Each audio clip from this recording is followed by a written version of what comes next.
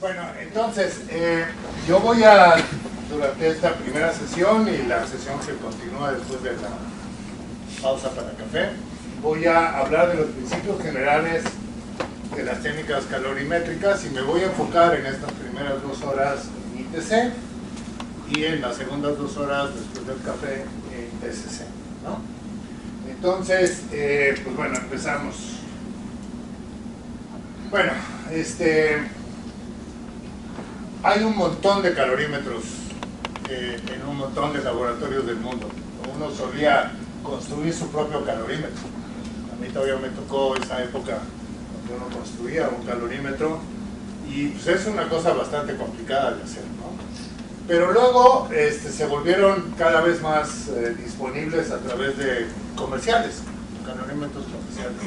Entonces prácticamente ahora todos los laboratorios del mundo que usan calorimetría pues tienen algún tipo de calorímetro comercial. Aquí hay algunos que probablemente algunos de ustedes conozcan.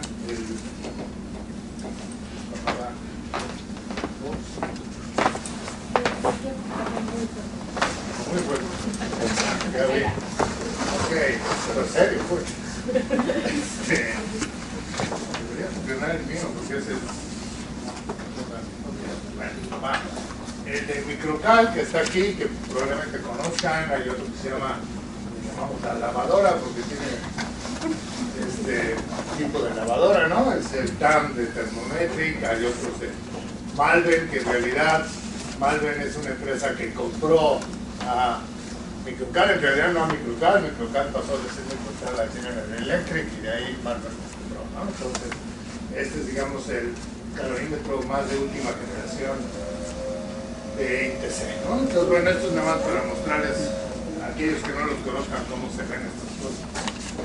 Entonces, a ver, voy a hablar ahora, y aquí creo que voy a gastar buena parte del tiempo, en hablar del principio de operación y luego le puse entre paréntesis de todos los calorímetros. Cuando digo todos, no estoy hablando solamente de ITC y DCC, de cualquier calorímetro, de cualquier tipo, cualquier calorímetro para muchas cosas. Hay calorímetros especialmente diseñados para reacciones químicas, por ejemplo. Hay calorímetros diseñados para trabajar en estado sólido, los que son en estado sólido. Hay calorímetros para estado gaseoso, en fin, hay una multitud de ellos. Pero todos ellos tienen los mismos principios, que son los que quiero mostrar aquí, ¿no? Entonces, bueno, a ver, todo calorímetro tiene siempre 2 celdas. Una celda que es la de muestra, la S es por sample en inglés, y una celda de referencia, que es la R de ref. Todo calorímetro tiene siempre estas 2 celdas que están encerradas en una cosa que se llama una chaqueta adiabática, que lo que hace es mantener al sistema aislado del resto, ¿no? Como voy a estar midiendo pequeñas cantidades de calor, luego veré con detalle exactamente qué quiere decir eso. Pues yo no quiero que haya una entrada de energía del exterior, ni tampoco quiero que haya una salida de energía que se produzca en la muestra, por ejemplo, hacia la S, hacia el exterior. Quiero mantenerlo todo en ese confinado, en ese espacio. Entonces, esta chaqueta adiabática o thermal shield, como se llama en inglés, tiene manera de controlar la temperatura, ¿no? Entonces, yo puedo hacer mediciones en un cierto rango de temperatura, a temperatura constante en un ITC. Más adelante diré cuál es ese rango. O yo puedo hacer mediciones cambiando la temperatura de ambas celdas.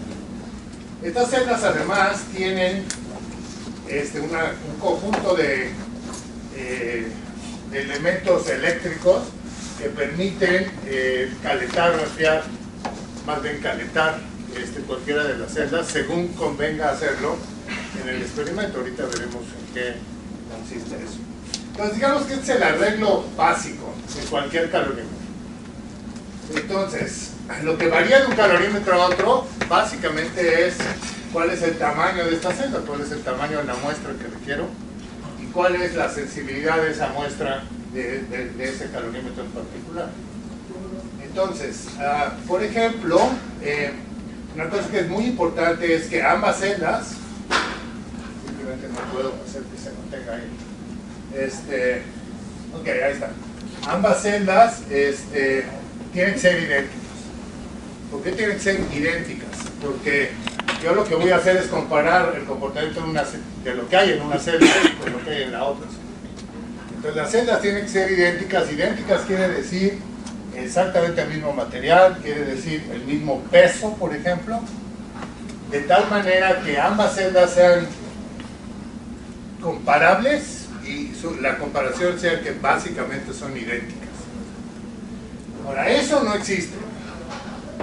O sea, es prácticamente imposible fabricar dos celdas que sean realmente idénticas, porque puede haber pequeñas diferencias de peso, por ejemplo. ¿Por qué el peso es importante? Porque va a haber una conducción eléctrica ahí y la cantidad de energía que se requiere pues va a ser distinta si el peso es distinto.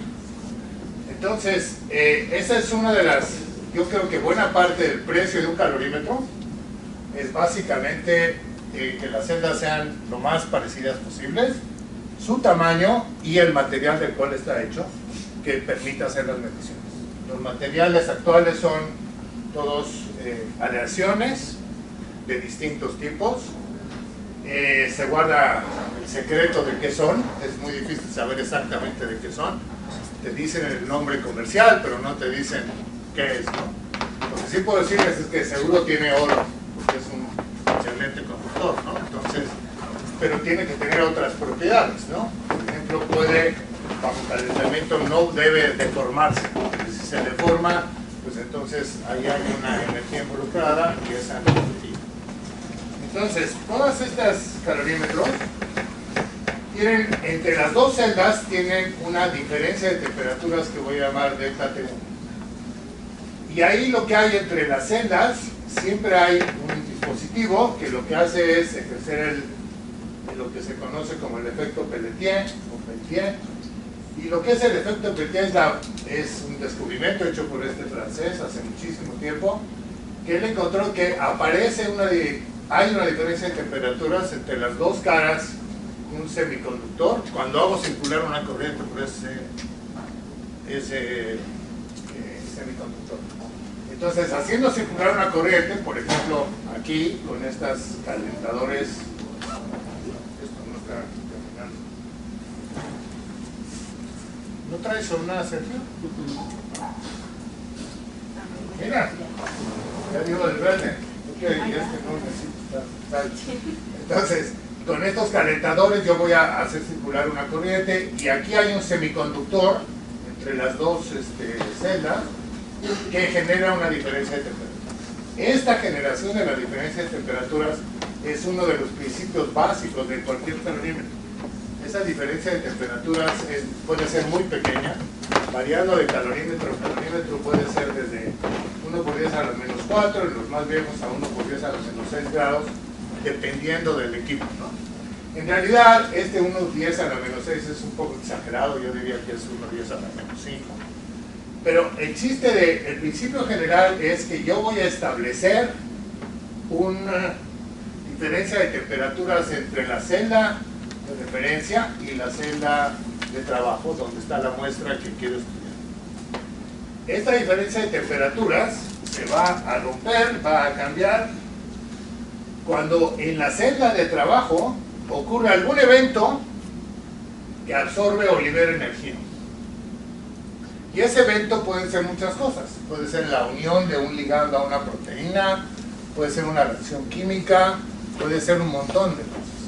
No importa cuál sea la cosa que estoy interesado en medir, el principio es que al ocurrir esa cosa, esta diferencia de temperaturas cambia. Porque esta celda se calienta o se enfría, dependiendo si se absorbió o se liberó. Pero lo que hace un calorímetro es medir la cantidad de energía que yo necesito para restablecer ese delta T, ese delta T1. Entonces, sí, espero que eso se entienda claramente. Entonces, delta T1 cambia porque algo pasa ahí que absorbe o libera calor, ¿ok? Entonces, vamos a decir, para el argumento, que se calienta. Yo quiero medir cuánta energía necesito darle a la celda de, por ejemplo, a la celda de referencia, para volver al delta T original. Esa cantidad de energía que tengo que dar para regresar al delta T original, pues es igual a la cantidad de energía que en este ejemplo se liberó en esa celda cuando ocurrió el evento que estoy estudiando. ¿Ok? Desde luego que eso tiene que estar en una chaqueta, ¿no? Para que yo aquí, para regresar al delta T1 original, yo no esté dando más de energía de más porque se pierda energía porque esto no está suficientemente bien mezclado, por ejemplo. ¿De acuerdo? Entonces el evento en delta T puede ser que enfríe esta celda o que la caliente. Entonces, en cualquiera de los dos casos, lo que hace un calorímetro es restablecer el delta T1 original que hay ahí. Y esa cantidad de energía es igual a la cantidad de energía que se liberó, absorbió en el evento que estoy estudiando. ¿De acuerdo? Por ejemplo, la unión de un ligando a una proteína. En realidad, decir que un calorímetro mide calor, pues no es cierto. Decir que un calorímetro mide temperatura, tampoco es cierto. Porque en realidad lo que determinamos es la potencia, y les recuerdo que es voltaje por corriente, necesaria para restablecer este delta T1. ¿Se dan cuenta? Además, como los calorímetros trabajan a voltaje constante, en realidad lo que está cambiando es la corriente. Entonces, en realidad lo que estoy midiendo son corrientes que multiplicadas por el voltaje al cual trabaje ese equipo en particular, me van a dar una potencia. ¿Okay? Y eso, si uno ve, bueno, esto está en volts, esto está en amperes, las unidades de eso son joules por segundo, que es energía por unidad de tiempo. ¿De acuerdo? ¿Cuánta energía? Pues la energía necesaria para compensar el fenómeno que esté ocurriendo en la celda y regresar al delta T1 original. Entonces, estrictamente hablando, lo que uno mide en un calorímetro no es calor, no es temperatura, aunque está basado en eso. Lo que uno mide son corrientes. De hecho, en los calorímetros viejos, pues uno tenía un multímetro, ¿no?, que medía corrientes y uno estaba directamente midiendo la corriente. Actualmente eso lo hace el software del equipo, ¿no? Pero lo que uno hace es realmente estar midiendo esta potencia y realmente la corriente, porque el voltaje, insisto, es constante. Este modo de operación ocurre para cualquier calorímetro, sin importar si la muestra es sólida o líquida o lo que sea, sin importar cuál es este evento que absorbe o libera energía. Lo que diferencia un calorímetro de otro, además del tamaño de la muestra, la igualdad entre celdas, lo que ya mencioné, lo que distingue un calorímetro de otro es cómo produzco este evento en la celda S. Y eso distingue al ITC del DCC. ITC y DCC, ambos tienen exactamente el mismo principio. La diferencia entre ellos es cómo produzco yo este evento para que libera o absorbe energía para medir esa cantidad. Entonces, en el caso de ITC, bueno, eso es lo que quería decir aquí, que es lo mismo para ambas calorimetrías y para otras, aunque aquí nos vamos a enfocar a estos dos.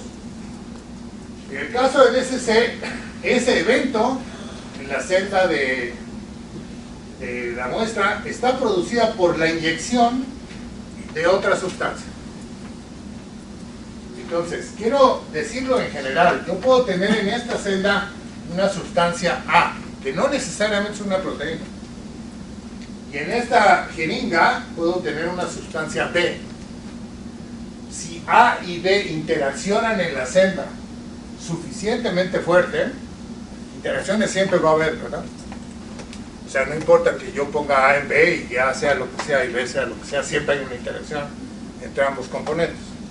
Aquí se trata de que sea una interacción lo suficientemente fuerte como para ser detectable. Entonces regreso a las proteínas. Si este es un ligando y aquí abajo tengo una proteína, el evento que ocurre es que al unirse el ligando a la proteína, absorbe o libera calor. Ese es el calor que yo quiero medir. ¿De acuerdo? Entonces el ITC logra generar en la celda de trabajo un evento que absorba o libere energía a través de titular otro elemento. ¿Ok?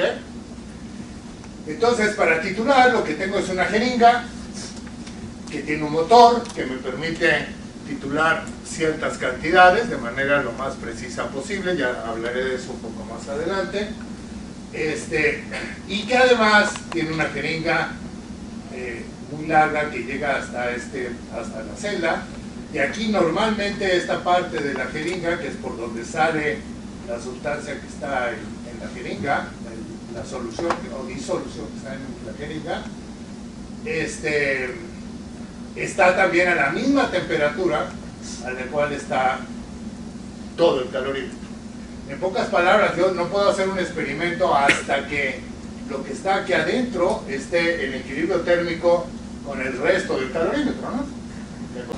Y aquí adentro, en esta, vamos a llamarle la punta de la jeringa, que en realidad no es la punta, es un buen tamaño. El líquido que está en la jeringa y que está en esta parte de la jeringa está a la misma temperatura que el resto. ¿Sí me explicó? Sí. Entonces, si yo hago la jeringa muy corta, por ejemplo, o hago una inyección demasiado grande, pues sí va a ocurrir lo que tú dices, ¿no? Porque voy a poner en contacto algo que está en la celda de trabajo con otro líquido que viene de la jeringa a una temperatura diferente. Y claro que ahí hay un efecto de calor, absorción o liberación.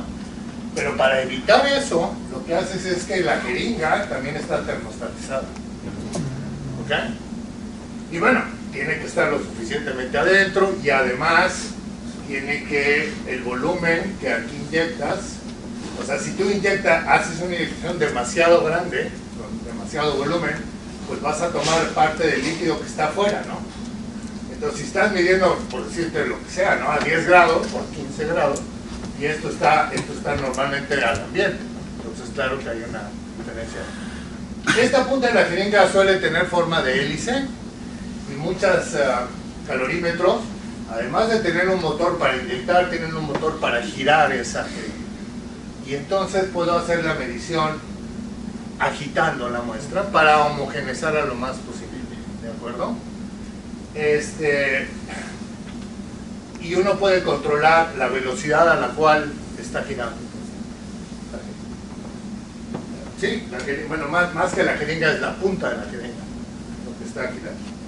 Entonces, en el ITC, el evento de calor está generado por una inyección.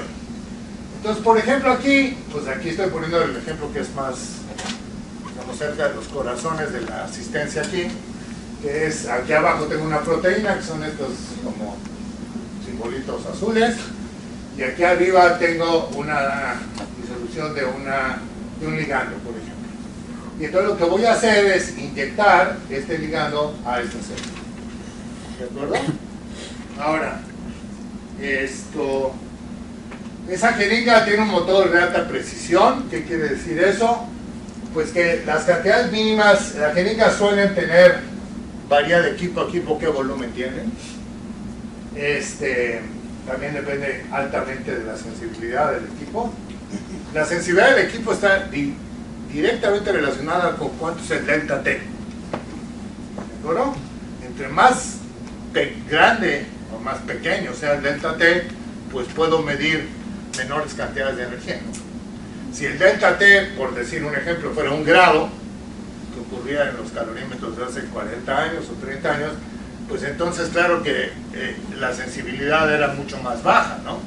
¿De acuerdo? Porque 1 grado es un montón, y hay un montón, por ejemplo, de uniones ligando proteína, que la alteración del delta T es muchísimo menor que 1 grado. ¿De acuerdo? Mucho más grande. Entonces, esto se refiere a la cantidad mínima que puedo titular. Dependiendo del calorímetro otra vez, puede ser 1 microlitro, 2 microlitros, todo depende. Esta es la punta que les digo que está girando y que logra agitar la muestra aquí. Y de hecho, en un típico experimento de calorimetría, como es un taller, puedo dar esos detalles. ¿Qué pasó? Regresando a la pregunta anterior, cuando las inyecciones son de esos volúmenes tan pequeños, yo puedo asegurar que lo que está en el largo de la jeringa pues está a la temperatura de la chaqueta. Ajá. Pero cuando es una sola inyección, ¿cómo se hace para que...? Bueno, tienes que conocer cuál es el volumen de la jeringa que está, el volumen de líquido dentro de la jeringa que está realmente dentro y por lo tanto está termostatizado. Y sabe, eso varía de equipo a equipo. Ajá, y entonces que en ese volumen vaya la cantidad de ligando necesario para la reacción. No, bueno, el ligando va a estar en el cuerpo de la jeringa y en la jeringa. El método de una sola inyección, bueno, una sola inyección, hablaré de eso más adelante. Tienes que garantizar que esa única inyección es de un volumen tal que sea menor a la cantidad al volumen que hay aquí adentro en la parte termostatizada. Si tú titulas más que eso, pues vas a cometer el error que tu compañero aquí menciona. Pero eso varía de equipo a equipo, porque de equipo a equipo la jeringa es diferente, el volumen es distinto, qué tan adentro está varía, en fin, eso hay que saberlo para cada equipo. Pero por ejemplo, vamos a decir que una jeringa tenga 300 microlitros. Aquí abajo pues puede haber del orden, no sé, del orden de 60 por ahí, depende del calorímetro y demás. Entonces tu inyección única pues no puede rebasar esa cantidad para que sea válido el experimento, ¿no? ¿Sí? ¿Te quedó clara? Sí. De hecho, entonces por eso aquí digo que la punta de la jeringa está termostatizada. Ahora, de hecho, cualquier experimento ITC, la primera titulación que uno hace es siempre la más pequeña posible y ese punto lo ignora. ¿Y por qué lo ignora? Pues porque en lo que yo meto la jeringa aquí y me espero a que llegue a temperatura constante con el resto de toda la chaqueta diabática, aquí en la punta de la jeringa puede haber difusión. Puede haber difusión del líquido que está dentro de la jeringa hacia el exterior, o al revés. Puede haber difusión de lo que está en la celda hacia adentro de la jeringa. Entonces ese microlitro, el primer titulación de microlitro, tiene por objeto deshacerse de esa posible difusión. ¿Ok? Entonces ese punto, digamos que uno lo ignora, porque es muy probable, y de hecho ocurre con mucha frecuencia, que en efecto haya difusión. Si yo, por ejemplo, quiero medir, por decir algo, a 10 grados, 15 grados, es probable que yo tenga que esperar, y hay manera de ver cuándo llego a ese equilibrio, tenga que esperar unas 2 horas. ¿De acuerdo? Entonces ahí, durante ese tiempo, puede haber una cierta cantidad de difusión. Una pregunta, ¿inyecciones de fracción de microlitros qué tan confiables son? No, no son confiables. Bueno, depende otra vez de tu jeringa, ¿no? O sea, hay jeringas cuya la precisión de la que estoy aquí dibujando pues es menor a un microlitro. Pero no tiene mucho sentido titular 1.3 microlitros. ¿Sí me explicó? Titulas 1 o titulas 2, aunque en principio se puede. Sí, el software del equipo te lo permite. Estamos hablando aquí de equipos comerciales. Si no son comerciales, pues entonces sí podrías hacer eso. Entonces sí, en muchos equipos te permiten hacer titulaciones, digamos, no en números enteros de microlitros, que es creo tu pregunta, ¿no? Bueno, por decir en la inyección de la principio para que tenga solución fresca en la jeringa menor a un microlitro, no sé si es algo confiable o tendría que ser mínimo de un microlitro. Pues de nuevo depende del equipo. Hay equipos en el que un microlitro es, digamos, lo recomendado para estar seguro de que te has deshecho de toda la cantidad de líquido que está en la mera punta de la jeringa y que está sujeto a este fenómeno de difusión. Pero hay calorímetros donde probablemente puedas inyectar menos. En el ITC 200, ¿tú sabes el ejemplo? En el que tenemos dice el equipo que hasta punto 25. Punto 25. Claro, porque la jeringa es mucho más pequeña, la parte que está dentro es más pequeña, o sea, eso varía de equipo a equipo. Pero sí, lo importante aquí es que no desperdicies parte de lo que tienes ahí, ¿no? pero que hagas una primera titulación para digamos, deshacerse del fenómeno de difusión. Okay. De todas maneras, la difusión aquí, aunque son líquidos, es lenta, porque todo esto estoy hablando de calorímetros donde las muestras son líquidos, ¿no? Entonces como no hay aire en ningún lugar, esa difusión pues, es realmente muy pequeña. O sea, así como si tomas una jeringa, la llenas y la tienes al aire, pues si te esperas un buen rato vas a observar que a lo mejor termina por caerse parte del líquido que tienes ahí, o que se retrae, eso depende de qué tengas, cuál sea el líquido. Pero eso se lleva un buen rato, y eso es el líquido aire. Aquí es líquido líquido. Bueno, entonces, ¿sí? ¿Quedó contestada tu pregunta? Sí. Bueno, los volúmenes de las jeringas en los equipos de ITC varían desde 0.3 mililitros a 300 microlitros hasta más o menos del orden de 60 microlitros. Eso depende del equipo. Los más modernos pues tienen usan un volumen más pequeño, que es la tendencia general en los constructores de calorímetros. Lo que ellos quieren es llegar a ustedes, ¿no? Quieren vender calorímetros. Entonces son muy conscientes de que muchas veces el sistema que ustedes quieren medir cuesta mucho trabajo obtenerlo, ¿no? Me cuesta mucho trabajo obtener medio miligramo de la proteína, por ejemplo, si se trata de una proteína, y pues no puedo desperdiciar ni un microlitro de lo que obtengo, ¿no? Por ejemplo, ¿no? Entonces la tendencia general, obviamente, es hacer las cosas más chiquitas sin perder precisión, porque hacerlas más chiquitas perdiendo precisión pues es fácil, ¿no? Lo difícil es hacer lo más pequeño conservando la presión o incluso aumentando. ¿Y esa presión de qué depende? Pues depende del delta T1. ¿Y de qué depende el delta T1? Pues depende del material del cual está hecha la celda, de qué tan iguales son, de la chaqueta, de un montón de factores. ¿De acuerdo?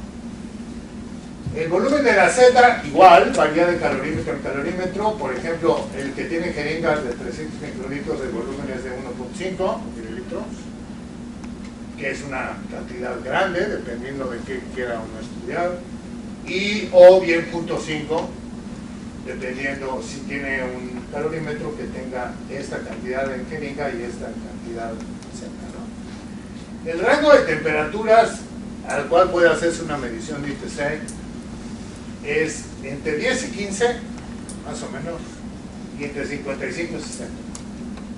¿Por qué? Es muy difícil medir arriba de 60 en estos calorímetros, y claro, es mucho más difícil medir abajo de 10. También eso tiene que ver con de qué material están hechas las celdas, cómo es el armado general del equipo, etc. Y los constructores de calorímetros han decidido que esta es una ventana de temperatura lo suficientemente interesante para todos ustedes. ¿De acuerdo? Está difícil que alguien quiera medir la unión de quién sabe qué cosa a quién sabe qué proteína a 90 grados. O sea, es poco probable que quieran. ¿Sí me explico? Es mucho más probable que lo quieran medir a 25 o a 30 o a 37 o cosas del estilo. Entonces, en realidad, esto no es una restricción, esta es una restricción impuesta a los calorímetros comerciales, pero es una restricción artificial en el sentido de que todo está diseñado para que esa sea la ventana de temperaturas que puede utilizar. Y esa ventana a su vez responde al consumidor, que son ustedes. ¿De acuerdo? Entonces, vámonos para adelante. Quiero enfatizar que entonces para aquí le puse CTI, pero ITC, CTI para la Universidad de Producción Isotérmica. En realidad estamos midiendo a temperatura constante, variando concentración.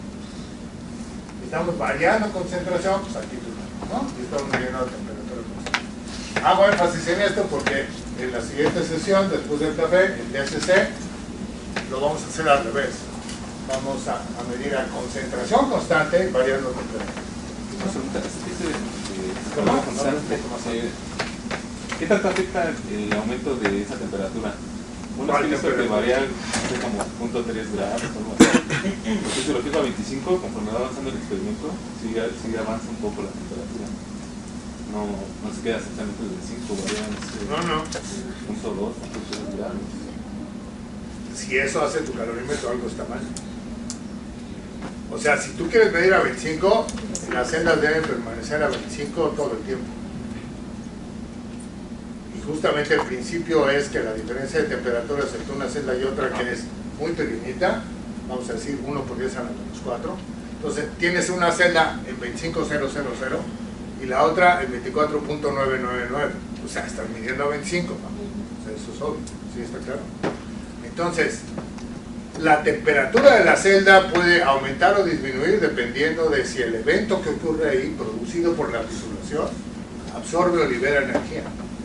Pero por las cantidades, el volumen que tú estás empleando, por las concentraciones que estás empleando, pues es muy difícil que eso suba 2 o 3 grados. Tendría que ser un calor de reacción o de unión inmensamente grande. ¿Sí me explico? Ya hablaré un poco más adelante de las limitaciones, hasta dónde puedo medir y desde dónde puedo medir. Yo quería mencionar algo más.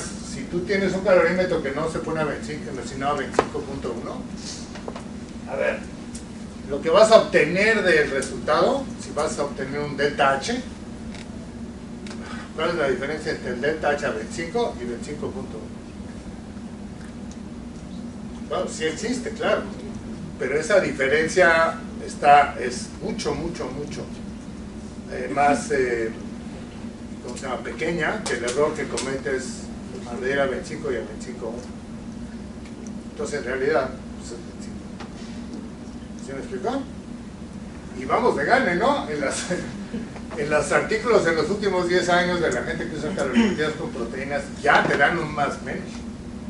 Ya te dicen a qué temperatura midieron, porque si uno se va a la literatura más atrás, hay un montón de artículos, ¿no, Juan? Seguro tú los has visto, donde uno dice, bueno, ¿a qué temperatura fue medido esto? Ni idea, ¿no? O sea, no dicen, simplemente no dicen. ¿Cuál es el más menos del parámetro que estás obteniendo? Menos, dicen, ¿sale? Ahora ya prácticamente en cualquier revista te exigen que eso esté ahí, ¿no? Pero digamos que entre medir a 25.2 y 25 ya no me preocupaba. Lo reporto a 25 y ya está. Y seguramente estoy bien, lo que está en ese rango. ¿Okay? Bueno, entonces, vamos a ver cómo va una titulación. Entonces, perdón, aquí, por razones que no entiendo, las volteé. O sea, solía poner la de muestra a la izquierda y referencia a la derecha, y aquí lo hice al revés. Entonces, bueno, ahora aquí está referencia, aquí está muestra, aquí está el elemento Pelletier que establece la diferencia de temperaturas. Y esta diferencia que está aquí se refiere a la diferencia entre el exterior y lo que hay adentro, ¿no? Si yo quiero medir una temperatura distinta a la temperatura ambiente, pues tengo que estar proporcionando energía o quitando energía, ¿no? Si quiero medir a 10, pues tengo que enfriar toda la chaqueta térmica, ¿no? Si quiero medir a 40, la tengo que calentar. Y hay una diferencia de temperaturas entre el ambiente y ese punto, ¿vale? De hecho, hay un experimento muy bonito que hicimos hace unos años en mi laboratorio con un calorímetro, donde no nos daba nada hasta que descubrimos que en realidad lo que estaba haciendo el calorímetro era monitorear la temperatura ambiente. Entonces lo dejamos correr 2 días seguidos y uno veía la gráfica de qué le pasaba la señal a la supuesta línea base, y lo que estaba pasando es que cuando estaba frío, a la madrugada, estaba en un lugar, cuando llegábamos a mediodía estaba en otro lugar, y luego se volvió a enfriar, etc. ¿Por qué? Porque el diseño de la celda estaba mal. Eso fue con TA, los de Utah. Entonces los dijimos y nos dijeron muchas gracias, vamos a rediseñar la celda, y de hecho la rediseñaron porque estaba realmente monitoreando la temperatura ambiente como un termómetro. ¿De acuerdo? Bueno, entonces vamos a ver cómo es un experimento. La señal que mido es la cantidad de calor por unidad de tiempo. En realidad es potencia y todo lo demás, ¿no? Pero en realidad lo que mido es la cantidad de calor, bueno, no en realidad, lo que reporto es la cantidad de calor por tiempo. Entonces aquí, lo que tengo en el eje de las 10 es esa cantidad, que está en energía, microcalorías. Los calorímetros modernos se miden en el rango de microcalorías, ¿de acuerdo? Y esa es otra limitación. Si alguien pretende medir algo ahí que son calorías o kilocalorías, pues no le va a dar nada, va a saturar el equipo de inmediato y entonces va a tener que bajar las concentraciones para quedar en el rango de microcalorías, ¿no? ¿Okay?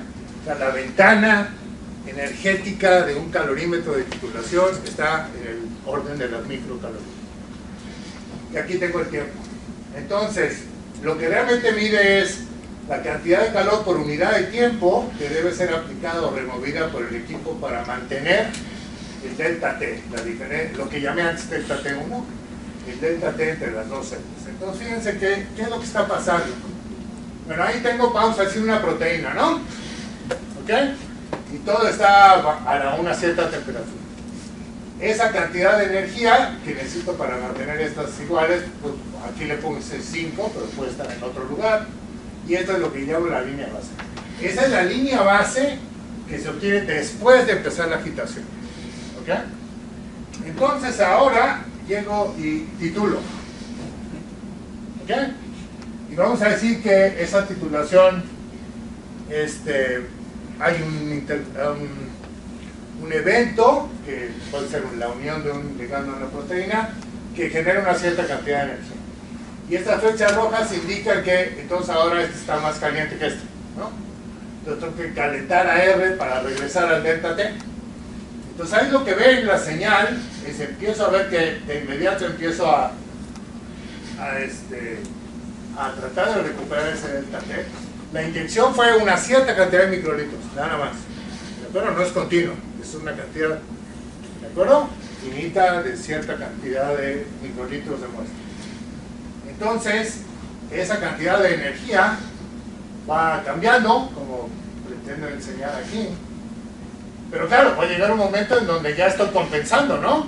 ¿De acuerdo? Y entonces ahora la cantidad de energía por unidad de tiempo que tengo que dar es menor que aquí abajo, ¿no? Por ejemplo. ¿Por qué? Pues porque está terminando de ocurrir el evento de calor. ¿De acuerdo? Entonces yo sigo, el calorímetro sigue y eventualmente regresa a la misma línea base. Cuando un calorímetro no regresa a la misma línea base, algo está mal. Puede ser un montón de cosas. Una de ellas, viscosidad. ¿Qué pasa? Doctor, me llamó mucho la atención al principio que aclaró calentar, que siempre el equipo calenta. Sí. Cuando es al revés. Calienta uno a la otra. Enfriar, tecnológicamente hablando, es mucho más complicado. Sí, pero por ejemplo, cuando es al revés, cuando la reacción libera, absorbe calor, o sea, se enfría la muestra. Entonces se calienta la celda de la muestra. Sí. Y eso... Y si es al revés, calientas la otra. Ajá. Y eso en un momento dado... Perdón, no sé si ve que bien. Si la celda de donde está la muestra se enfría, ajá, esa es la que vas a calentar para recuperar el delta T. ajá. Si la celda se calienta, la que vas a calentar es la otra. Y por ejemplo, el caso de una proteína que pueda ser termolable, ¿ese calor es muy bajo como para afectar la proteína o tiene que tomarse en cuenta a la hora del experimento? ¿Qué quiere decir que sea termolable? O sea, que ese calentamiento que le aplicó el equipo pueda dañar la proteína. No creo que la proteína se dañe con que cambies la temperatura 1 por 10 a la menos 4. O sea, esta escala de microcalorías es del orden de 10 a la menos 5. Dudo mucho que haya una proteína donde si yo le doy 10 a la menos 5 calorías o 5 microcalorías, la proteína cambia. Y es que la intención es volver a la temperatura programada para estar constante. Sí, claro. Por eso es el regreso a la línea base. No, pero su pregunta es que aquí hay una cantidad de energía involucrada que puede, por ejemplo, dañar o alterar la proteína. Lo que te digo es que la cantidad de energía que está involucrada ahí es tan pequeña que es muy poco probable que la proteína se vea afectada por ese cambio tan pequeñito en la cantidad de energía que le das, ¿no? Y si tienes una proteína que tiene una diferencia estructural, por ejemplo, entre 25 y 25.0001, pues entonces estás en problemas. Pero yo creo que esa proteína no existe. ¿Sí? Entonces, yo creo que no te puedes preocupar por eso. Sí, pero ¿Te yo digo preocupa si a 25 grados hay algún tipo de transición, por ejemplo, pues sí, tendrás que medir a otra temperatura. Bueno, yo también me refería al momento de lo que mencionaba anteriormente, de diseñar un experimento de tal manera que los cambios de calor no sean tan grandes como para llegar a tener un... Pero es que eso no va a pasar, porque tú vas a usar las concentraciones que te mantengan en esta ventana. Que te mantengan en la ventana experimental. La ventana experimental de la mayoría de los calorímetros comerciales está en 35 microcalorías. Entonces tú puedes medir cualquier cosa entre 0 y 35. Si tú pusiste concentraciones tales que rebasas eso, o pusiste un sistema que genera mucho más que esa cantidad de calor, lo que puedes hacer es bajar concentraciones, si es lo que puedes. Pero si no, lo que pasa es que el equipo se satura, el detector se satura, y simplemente pues apagas el equipo y lo vuelves a hacer. ¿Sí me explicó? Con concentraciones más bajas, por ejemplo, ¿sí? Entonces tú tienes una ventana, la ventana es de 35 microcalorías en muchos de los equipos, ¿no? Varía de nuevo de equipo a equipo, ¿ok? Esa ventana. Pero todas están en el rango de poquitas microcalorías, donde poquitas es 35. Entonces, mira, cuando tú no sabes nada sobre un sistema y quieres hacer un experimento ITC, hazte a la idea de que vas a gastar algunos experimentos en enterarte de qué rango de temperatura, pero qué rango de concentraciones debes usar, cuáles son, por ejemplo, el spacing, el tiempo que transcurre entre titulación y otra. Hay un conjunto de cosas que necesitas saber. Si sabes otra cosa, si sabes, por ejemplo, más o menos el delta H de titulación, pues entonces puedes estimar un montón de cosas, ¿no? Puedes simular esto y decir, bueno, necesito 5 minutos, y para estar seguro le pongo 7. ¿Sí me explicó? Entonces, eso es normal, digamos, ¿no? Entonces, bueno, entonces, quedamos que estoy midiendo dQ en dt, calor por unidad de tiempo. Si yo integro este pico, tengo el área de ese pico, y la integral de dQ en dt por la diferencial de t, porque aquí la variable es tiempo, pues es el calor. Entonces el calor total liberado o absorbido durante la perturbación y regreso al equilibrio térmico, que es esta segunda línea base, ¿de acuerdo? Es igual a la integral de esta señal. ¿Ok? ¿De acuerdo? En realidad, de nuevo, mido corrientes, ¿no? Necesarias, etc. Entonces, integrando las áreas de los picos, voy a obtener el calor. Fíjense que si la unión es muy lenta, en el sentido, sí, sentido cinético, pues este pico va a ser mucho más ancho, ¿no? Y voy a tener que esperar mucho tiempo. Si la reacción es muy rápida, pues este pico incluso se pasa, ¿no? O sea, ahí lo voy a... Hay veces que esta cosa hace así y luego regresa muy rápidamente. ¿Sale? Eso pues no es un muy buen experimento, porque la cantidad que se grande las concentraciones las podría modificar para hacerlo mejor. Lo que pasa es que el equipo reacciona muy rápidamente al cambio de temperatura producido por la reacción que esté ocurriendo ahí. Yo a una unión ligando proteína le llamo reacción, ¿vale? Aunque no sea una reacción química en el sentido tradicional. Entonces, el equipo tiene un cierto tiempo, que se llama la constante de tiempo del equipo, que está estrechamente relacionado por cuánto tiempo tarda el calorímetro en reaccionar, ¿vale?, a un evento de calor que hay ahí. Reacciona muy rápido, muy lento, todo depende del calorímetro. ¿Cuánto andan? 10 a la... ¿Cuántos segundos son? 5 en el último equipo. 5, pero los más viejos son 12. 12 segundos. Ese es el tiempo que transcurre entre que ya empezó la reacción y el calor dice, espérame, ya se calentó la celda, voy a enfriar esta o calentar la otra. Eso se llama la constante del calor. ¿Ok? De hecho, yo creo que Juan va a hablar de eso, yo en mi presentación no. Se pueden obtener datos de cinética de la reacción, de esa reacción, lo que se llama la K-on y la K-off, a partir de experimentos de titulación. haciendo uso o conociendo esa constante de tiempo de glutamina. Entonces, bueno, si la señal se va para un lado dependiendo de la línea base, la potencia pues, con el tiempo, pues entonces eso es endotérmico o exotérmico. O sea, que se vaya para arriba o para abajo de la línea base, indica que se liberó o se absorbió calor. Pero irse para arriba o para abajo depende de cada calorímetro, ¿no? Hay calorímetros que endotérmico es para arriba y otro donde es para abajo.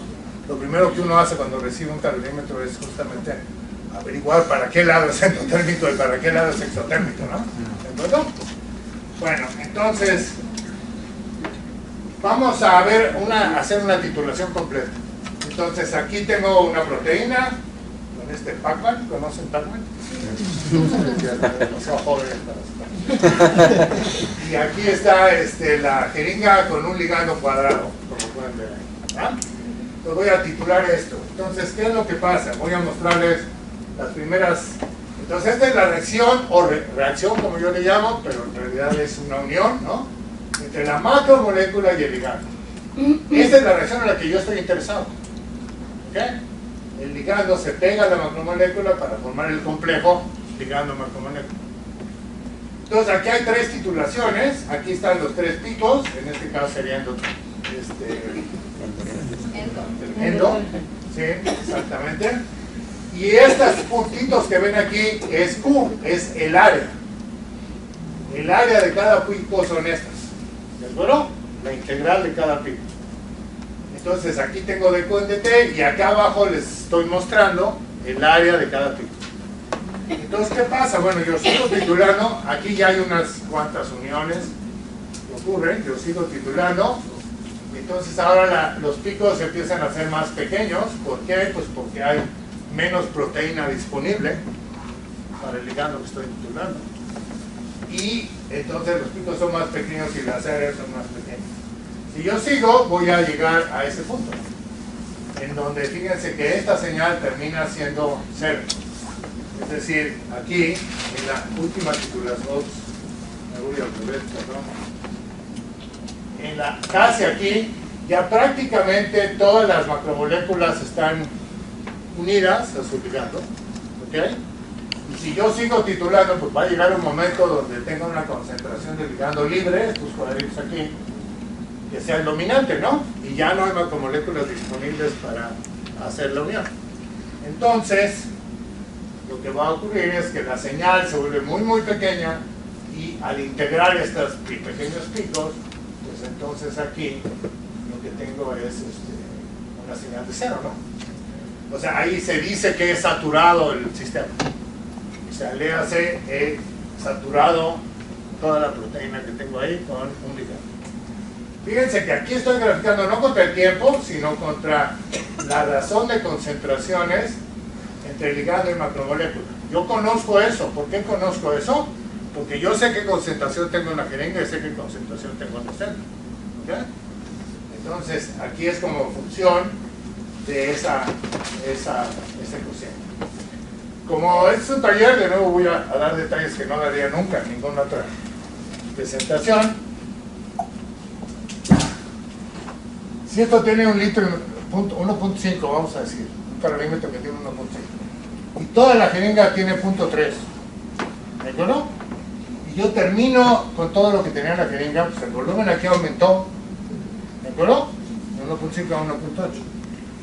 Ese volumen adicional, pues está aquí arriba, no en la jeringa, sino aquí, ¿de acuerdo? Pero los detectores del calorímetro, es decir, los que detectan el delta T1S del que estaba hablando, no están ahí, están aquí.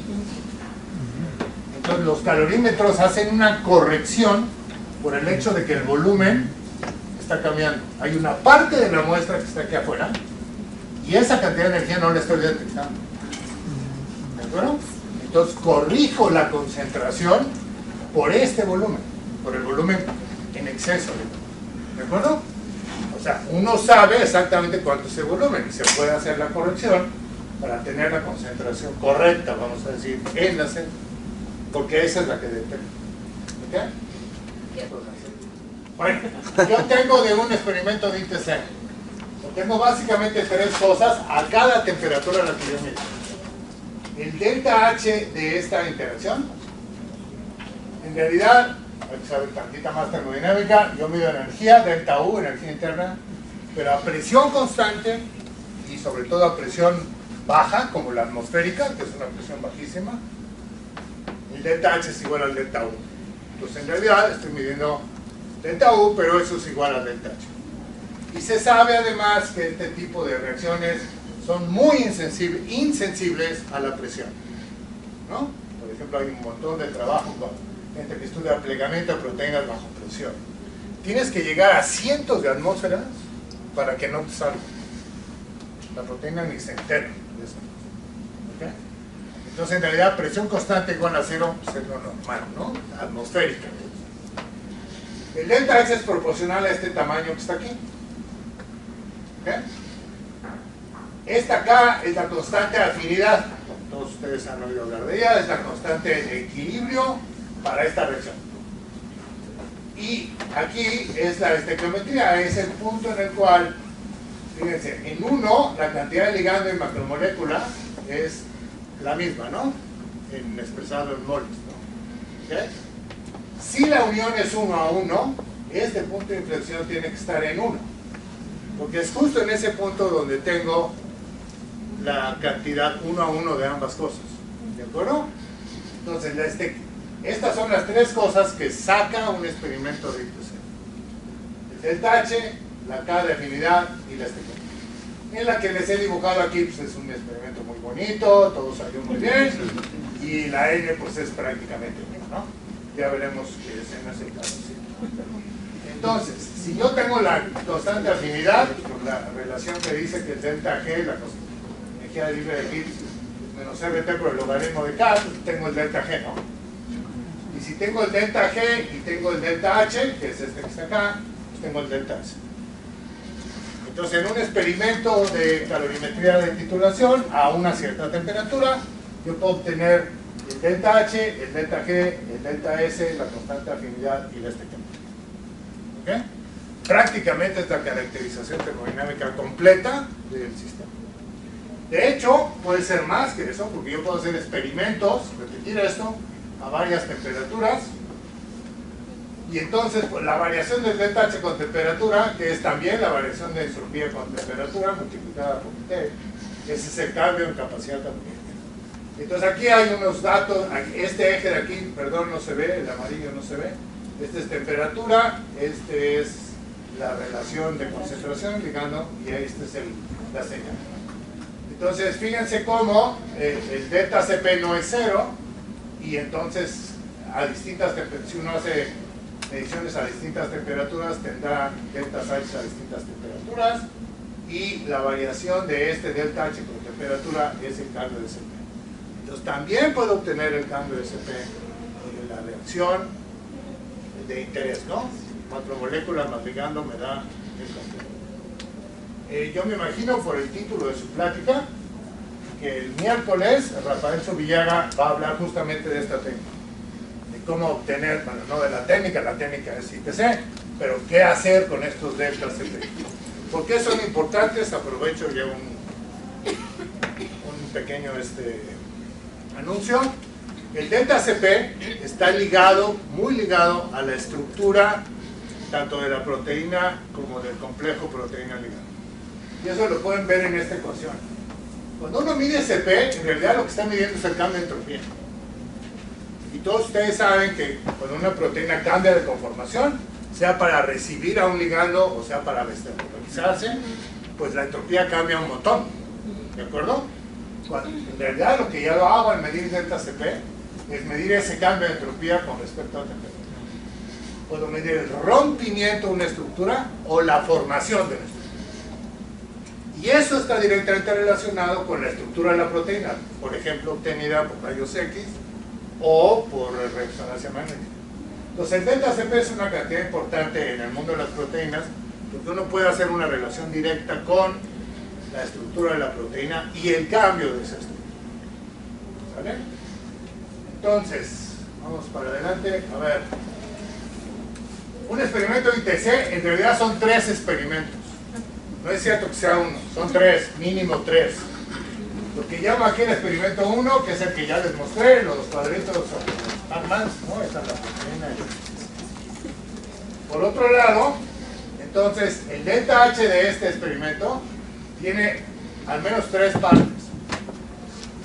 Tiene el delta H de la interacción entre el ligando y la proteína, el delta H de dilución del ligando, porque este ligando está a una cierta concentración en 300 microlitros, y voy a estar titulando, ¿eh? Entonces este ligando, cuando llega a una titulación de cualquier cantidad, 10 microlitros, se va a diluir, ¿no? Y esa dilución tiene también una entalpía asociada. Y luego está la dilución de la proteína, porque aquí empiezo con un cierto volumen, por ejemplo 1.5 o 0.6, y cuando termino la titulación, la proteína está más diluida. ¿De acuerdo? Porque he titulado más. Entonces tengo esos 3. Ahora, el que tú mencionabas, ¿cuál es tu nombre? Sofía. Sofía. El que tú mencionabas sería un cuarto, ¿eh? ¿No? El de ese desplegamiento que tú mencionabas.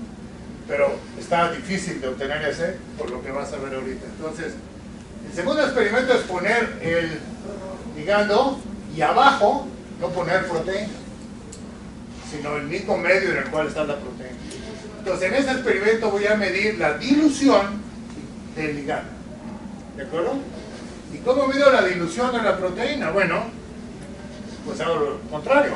Ahora titulo el amortiguador o el medio en el cual está la proteína sobre la misma concentración de proteína que está aquí, ¿no? La voy a diluir.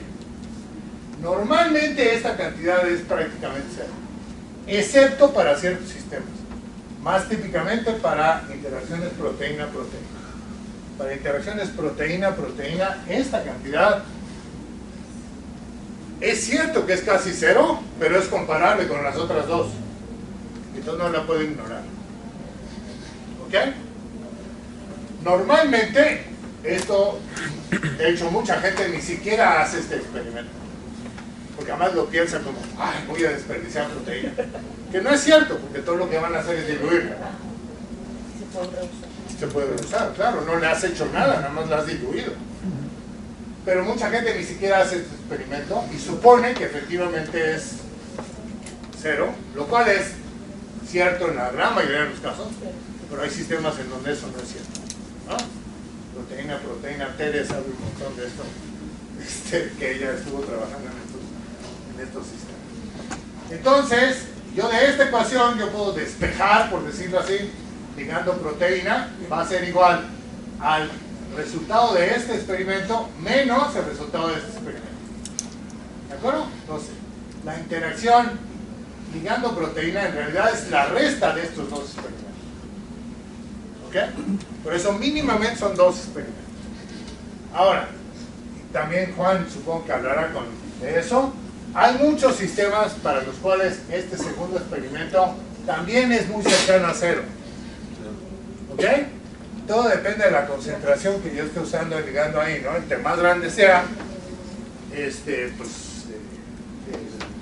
el delta H va a ser más grande. ¿De acuerdo? Pero hay muchos sistemas donde esto se puede prácticamente ignorar también. Pero hay que probarlo, ¿no? O sea, hay que hacer el experimento y efectivamente ver que es despreciable esa cantidad. A ver, una cosa que no dije es, ¿pueden adivinar? Se van a hacer preguntas en los talleres, ¿no? Okay. ¿Pueden adivinar cuál de las dos cosas, ligando proteína, pongo a mayor concentración? ¿Eh? El ligando, ¿no? Porque yo, el experimento necesito terminar saturando a la proteína. Y la única manera de hacer eso es usar un exceso, entre comillas, de ligando, ¿no? Porque si no hago eso, si pongo menos ligando que proteína, pues nunca voy a llegar a saturación. ¿Sí quedó claro? Por cierto, la saturación que les puse aquí bien bonita, que llega a cero, muchas veces no se llega a cero, sino una cantidad muy cercana a cero. Y uno hace así, ¿no? Cierra los ojos y dice, bueno, ya llegó a cero. ¿Sí? Digamos que sí, globalmente es aceptable hasta un 10%. ¿No? Sí, ¿Y qué pasa cuando, bueno, en lugar de llegar a cero, más bien migra hacia valores, bueno, bajas? ¿Sí? Tu calorímetro tiene problemas, ¿eh? No logras ponerlo a 25 y no llegas a saturación. Yo revisaría mi calorímetro. Haría calibraciones para... Algo raro está pasando ahí. Porque una cosa es que no llegue a cero y otra cosa es que esté moviéndose todavía. O sea, puede llegar a una... ya no haber variación con el tiempo, aunque no sea exactamente cero. Uno sí llega a estar constante, pero... Es que más bien la escala en la que yo tengo está reducida. ¿Puede haber valores negativos? ¿Qué estás hablando? O sea, tú lo que me dices es que esta cosa puede terminar arriba de cero, ¿no? Y nosotros podemos decir que esto ha llegado a un equilibrio, siempre y cuando al estar arriba de cero sea como máximo un 10% de esta aquí, ¿no? Más o menos es, digamos, lo aceptable. Vamos a ponerlo en estos términos. Más del 10% los referees te rechazan el artículo, ¿no? Vamos a ponerlo así. Existe una que se llama la calibración eléctrica, que consiste en que yo voy a aplicarle a una de las celdas una cierta cantidad de corriente muy conocida. Yo decido, le voy a poner tantos microamperios que multiplicado por el voltaje me da tanta potencia. O sea, voy a calentar artificialmente una de las celdas, sin que en la celda esté ocurriendo ninguna reacción, ¿ok? Y entonces pues, tendría una señal aquí, empiezo la calibración, ahí la dejo correr, aquí la apago y regreso al mismo sitio. O puedo hacerlo a la otra celda. Entonces aquí yo me puedo enterar qué es exotérmico y qué es endotérmico en mi calorímetro, ¿no? Porque yo sé la cantidad de corriente que estoy aplicando y también sé a qué celda le estoy aplicando. Entonces sé si es exotérmico. También hay calibraciones químicas. En el ITC, uno que es muy usada es este sistema. Es cloruro de bario en solución acuosa y una éter corona, el 18,6, que ha sido medido muchas veces con mucho cuidado, con muchos calorímetros, y se conoce con mucha precisión el delta H, la constante de afinidad, etcétera, etcétera. Entonces, una manera que uno tiene de probar su calorímetro es medir ese sistema, ¿okay? Y ver si obtengo lo que debo obtener, ¿de acuerdo? Esa es una calibración. Luego, a ver, aquí el medio es algo muy importante. ¿Qué digo por medio? Es el medio en el cual está la proteína y el ligando, o lo que yo tenga arriba y abajo, A y B. Que puede ser agua, un amortiguador, otro disolvente. Nada impide que yo use un ITC con hexano. ¿Ok? No hay problema. En todo lo que he dicho, ¿por qué tiene que ser agua? No hay razón. ¿De acuerdo? Claro, no voy a usar aquí algo muy viscoso, porque entonces me meto en problemas para lavarlo. Bueno. A ver, el medio en el cual está disuelta el ligando y el medio en el cual está disuelto la proteína debe ser idéntico. Idéntico es idéntico, no parecido, idéntico. Esto es como, es medio honesto, ¿no? No, o es honesto o es deshonesto, pero no existe tal cosa como medio honesto. ¿Qué es eso? ¿Me queda claro? Es idéntico. Mi experiencia es que a mí me llevó mucho tiempo darme cuenta que algunas de las muestras que me traían colaboradores de proteínas y demás realmente no venían en el mismo medio. Y me di cuenta un día que una persona llegó con su muestra y le dije, bueno, vamos a poner el buffer y no sé qué para hacer el de dilución. Me dice, sí, se me acabó, pero hice uno nuevo esta mañana. Para nada. Para nada, ¿no? O sea, su buffer de 50 milimolar de tris y esa mañana le salió en 48, 49. Ya, suficiente como para echar a perder. Idéntico es idéntico. ¿Por qué debe ser idéntico? Pregunto. ¿Por qué se les ocurre que debe ser idéntico? Si no es idéntico, vamos a decir que acá el buffer está más concentrado en no sé qué, en alguna sal, lo que sea. y el de abajo tiene menos o más de esa cantidad. Bueno, cuando yo haga este experimento voy a estar midiendo también el calor de dilución de esa otra cosa. Puede ser una porquería que hay ahí. ¿Sí me explicó? O sea, tienen que tomar conciencia que están midiendo una cantidad de calor muy, muy pequeña. Y que cualquier cosa va a alterar eso. Y una de las cosas que lo puede alterar es que el medio no sea exactamente el mismo. ¿Cuál es la receta para los protecnólogos, la mayoría de los que están aquí? Usen el amortiguador o el buffer de la última diálisis. Entonces, si hay alguna porquería por ahí, va a estar en las dos. ¿Sí? Y cuando yo titule una en la otra, esa no me va a dar señal. ¿Sí queda claro? Pues vamos a decir que es una porquería, ¿no? La sal de tris que estoy usando tiene una impureza que es no sé qué cosa. Bueno, si esa impureza está en ambas, las dos, a la misma concentración, lo cual me garantiza si yo tomo la última diálisis, el buffer de la última diálisis, entonces no va a contar, ¿de acuerdo? O sea, si ustedes al obtener su proteína no hacen ninguna última diálisis, háganlo. ¿Sí está claro? Por esta razón. Entonces, tiene que ser idéntico. Creo que ustedes ya se deben haber dado cuenta de que las concentraciones, tanto de lo que pongo en la jeringa como de lo que pongo en la cena, deben conocerse con la mayor precisión posible, ¿no? A mí siempre me han mirado, pero he terminado por doblar las manos. O sea, ya no hago nada. O sea, simplemente. Cuando mis colegas bioquímicos llegan y les preguntan ¿qué concentración está tu proteína? A punto 2. Ok, 0.2 miligramos. Y yo pregunto, ¿punto 2 o punto 19? O punto 2.1. Ah, no, está a punto 2. Realmente, o sea, yo reconozco que es muy difícil medir la concentración correcta. ¿De acuerdo? Uno se puede aproximar si es muy cuidadoso en hacerlo a tener la concentración correcta. Pero es obvio que necesito conocerla lo mejor posible. ¿De acuerdo? ¿Por qué es obvio? Porque si no estoy titulando algo sobre algo que no conozco la concentración bien, ¿no? O si no soy cuidadoso a la hora de preparar la disolución del ligando, pues lo mismo, ¿no? Entonces muchas veces estoy obligado a preparar un volumen de ligando más grande del que voy a usar. Porque si voy a preparar 0.3 mililitros, a lo mejor tengo que pesar, ¿no? 0.001 gramos. Entonces tú les preguntas, ¿y cómo lo hiciste? Ah, por pesada. ¿Y cómo es tu balanza? Ah, pues esta. No, pues ni hablar. Esa balanza te da 0.1, ¿no?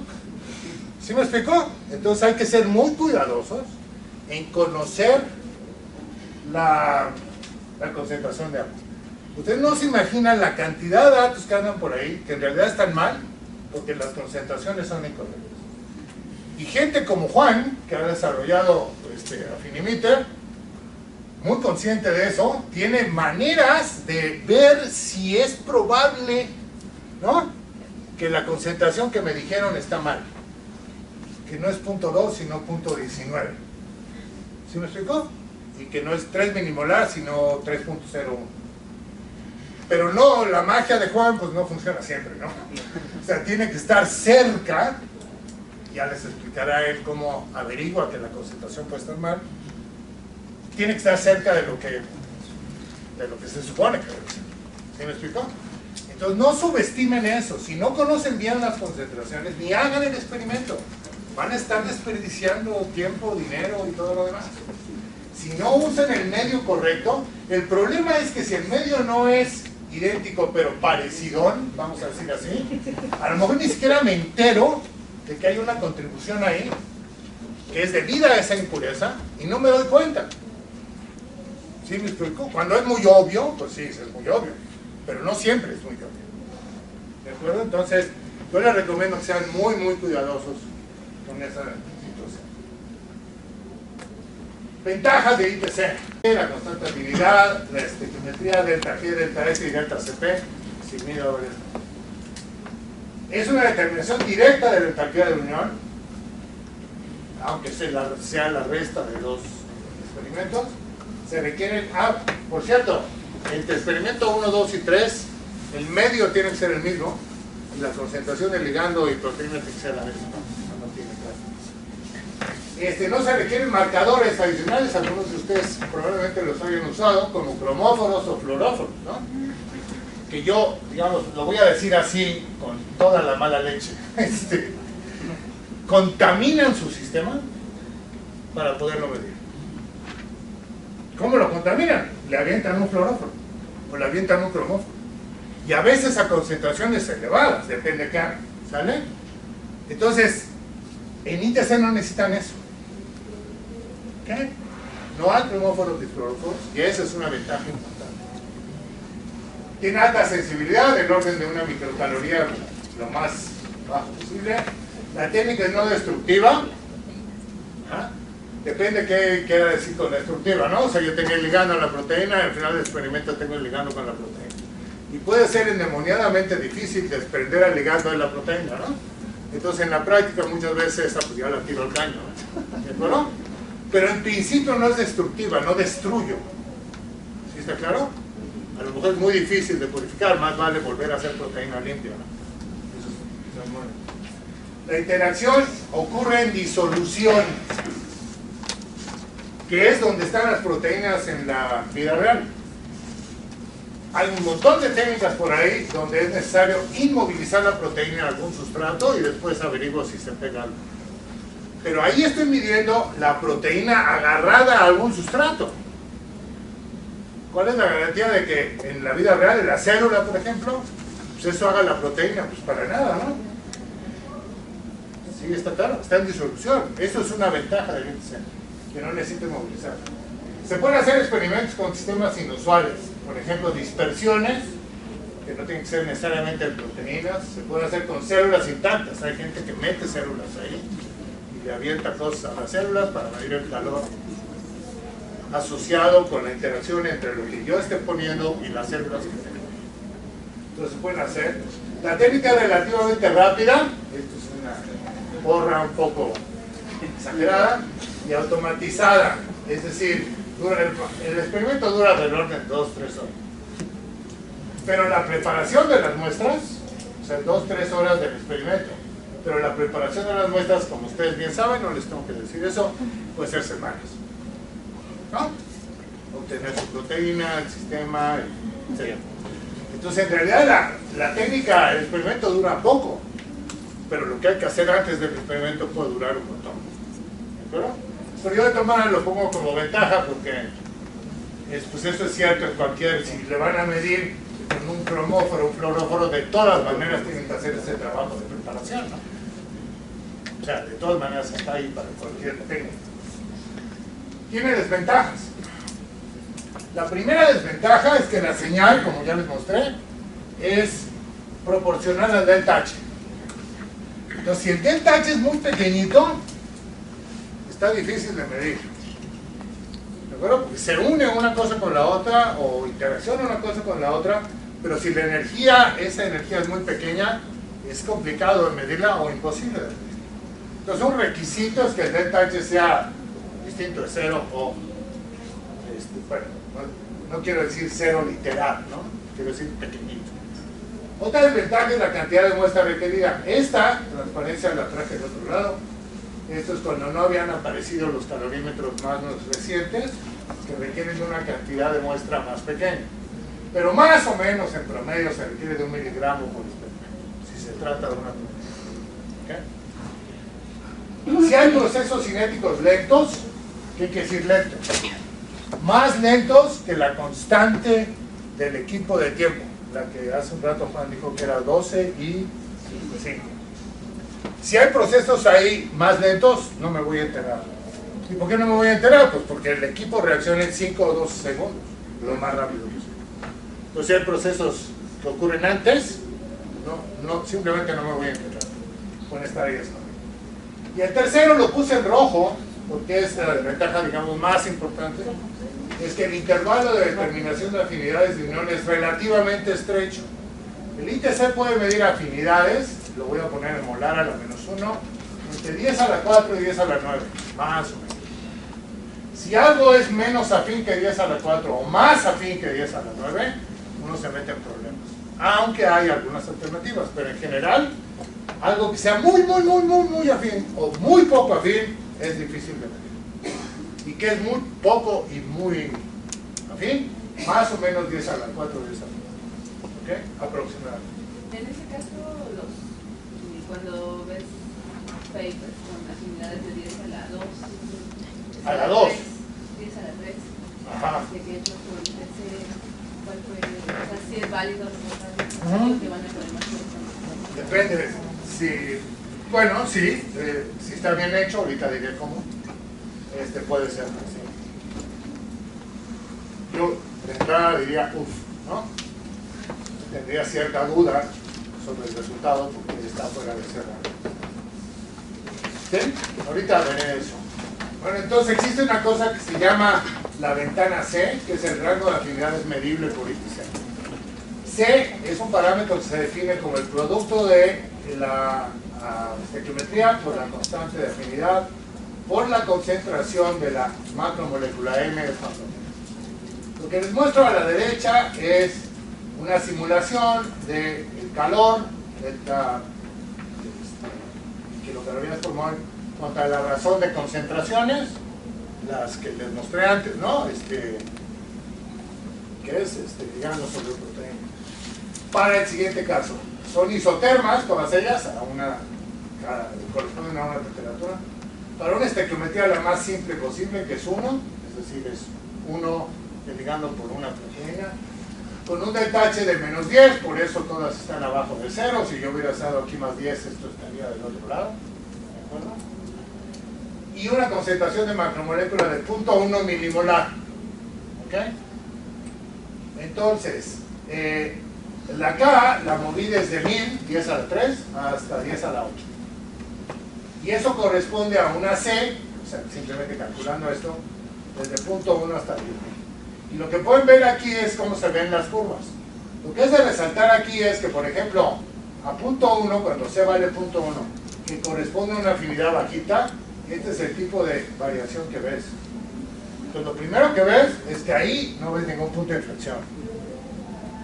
Para empezar. ¿Ok? La más a la derecha es la de 10.000, que corresponde a 10 a la 8. Como ven aquí, pues empieza acá y después ¡brum! Es un brinco casi totalmente vertical.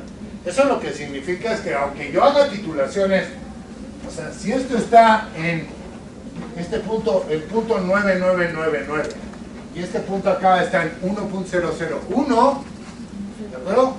La inflexión está en 1, pero está difícil que tenga un punto experimental ahí, ¿no? Porque ¿cómo le hago? Tendría yo que titular 10.23 microlitros, por decir un número. Pues eso está difícil, ninguna jeringa me va a dar eso. ¿Sí me explicó? Bueno, sí hay jeringas, pero no las de los calorías. ¿Okay? Entonces, esto es lo que se llama la ventana C. Entonces, esta además me ayuda a saber qué concentración de M probablemente puedo ya usar si yo tengo una estimación de la constante equilibrio, la constante afinidad. Si tengo la estimación de la constante afinidad por otros experimentos, si tengo una idea de cuál es la estequiometría, con esta ecuación yo puedo calcular qué concentración de macromolécula debo usar para tener una C decente. ¿Qué quiere decir decente? Por ejemplo, esta curva. Esta de aquí o esta de acá, que corresponde a una afinidad de 10 a la 5 o 10 a la 6. O sea, puedo estimar eso, ¿de acuerdo? Con esta simple operación. Entonces, aquí hay 3 casos. Ahí está, repite la ecuación para C. Este es un caso de C pequeñito. Así se ven las señales, estas son las integrales de estos puntos. Y como pueden ver aquí, pues está, este es para el producto KM.5 y la constante de 10 a la 4. Así es como se ve el experimento. Entonces, yo lo he vivido, gente que mete un sistema calorímetro y no ve una curva con inflexión y dice, ah, todo está mal, es puro ruido. No, pues quién sabe, a lo mejor la afinidad es muy baja. ¿De acuerdo? ¿Sale? Eso puede ser. Y de hecho hay muchos casos. ¿Ok? Y es la K del orden de 10 a la 6. Ahí está perfectamente el punto de inflexión. Y este es el que es muy afín. Fíjense, los picos ahí son enormes y de repente ¡pum! Se caen todos. Y aquí en este experimento se alcanzó a ver un punto ahí. Ahora, está bien difícil hacer un ajuste donde se pueda encontrar exactamente el punto de inflexión, porque la información experimental en esta caída es prácticamente nada, solo tengo un punto ahí. ¿De acuerdo? Entonces puedo tener este tipo de casos. ¿Okay? Y esa es una desventaja del ITC, no puedo medir más allá o más acá, en general, ¿no? Entonces, no es posible medir afinidades para ligandos muy débiles o muy fuertes. Eso es en la C, que es entre 1 y 10.000, no, es 10.000, falta un 0, usualmente entre 10 a la 4 y 10 a la aproximadamente. Esta limitación, quiero dejar esto muy claro, el intervalo de afinidades accesibles experimentalmente aplica a cualquier técnica que quiera, inmovilizando la proteína o por ejemplo poniéndole un fluoróforo y seguir la fluorescencia. O sea, a ver, por favor piénsenlo así, el sistema no va a dejar de ser lo que es por la manera en que yo lo miro. ¿Sí está claro? Si la afinidad es 10 a la 2, pues es 10 a la 2, no importa qué. ¿Sí está claro? Y si es 10 a la 10, igual. No depende de la técnica. ¿Está claro? ¿Sale? Entonces, lo digo porque de repente me encuentro gente que me dice, ah, no, entonces lo voy a ir a medir en fluorescencia. Oye, pues que te vaya muy bien, porque el sistema no te va a hacer caso. A lo mejor usas menos muestra, a lo mejor lo que tú quieras. Pero el sistema no va a cambiar porque yo cambie de técnica para observarlo. ¿Sí queda claro? Alguien levantó la mano. Sí. Pero, por ejemplo, esa desventaja aplica solamente a proteínas, porque cuando medimos otros sistemas... Lo que pasa, sí, este es el caso específico de proteínas, Okay. pero en otros sistemas, de todas maneras, hay una ventana, Ajá. en la cual se puede medir. Sí, es que yo estaba pensando en ciclodextrinas, que también yo hice con esa técnica, ¿no? Sí, pero la KI es bastante más grande, está justo ahí en medio. No hay problema con eso. O sea, yo diría que en general es así. Esta ventana es cierta para cualquier tipo de sistema. Tu razón. Miguel, Sí. ¿qué pasa si lo mides por competencia con un ligando Algo que es igual? justamente ahí. O sea, si tú quieres algo más allá de, prefieres en tu sistema más allá de la... Entiendo la pregunta. Dos transparencias y te contesto. Si C es menor a 1, o sea, tengo una afinidad muy baja, pues hay soluciones, bueno, soluciones especiales. Si la estequiometría es previamente conocida con otro tipo de experimentos y no se usa como parámetro de ajuste, de ajustar la curva, porque los parámetros de ajuste, perdón, no dije eso, pero los parámetros de ajuste son N, el punto de inflexión, el delta H, que es el tamaño de la señal, y la constante afinidad. Son 3 parámetros de ajuste para ese modelo en particular. Si yo ya conozco la estequiometría, reduzco de 3 parámetros a 2 parámetros. Y entonces puedo nada más determinar la constante y delta H. Entonces el caso que tú decías, ¿sale? Con una constante de, ¿qué era? 10 a la 2. 10 a la 3. Yo estaría dispuesto a apostarte una cena a que no dicen la estequiometría. O si la dicen, la obtuvieron de otros experimentos. Y lo que hicieron fue ajustar su curva con delta H cada nada más. Lo cual está bien, se vale, no hay problema. Pero tienes que estar seguro de la estequiometría, que viene de otros experimentos.